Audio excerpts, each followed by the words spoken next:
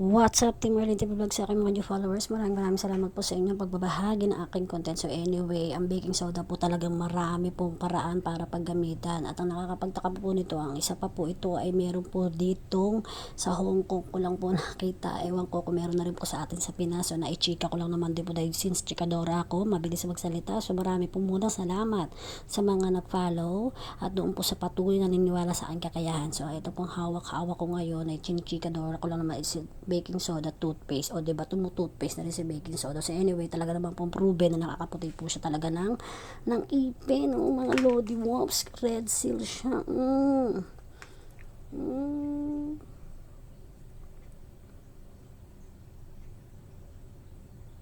O diba, ang baking soda na laki nakakatulong, hindi lang pangkalan siya.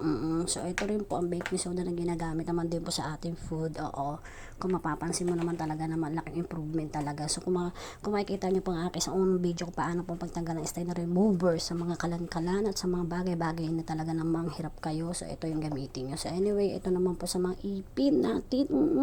Sa mga ipin natin na bonggacious kung sa dilaw.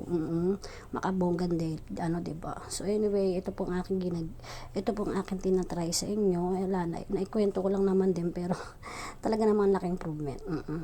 Diba?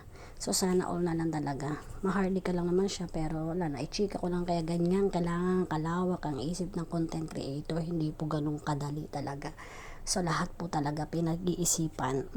So wag lang post ng post, lagi mag-ingat, check lagi ang ating upload, mga Lodi Wops.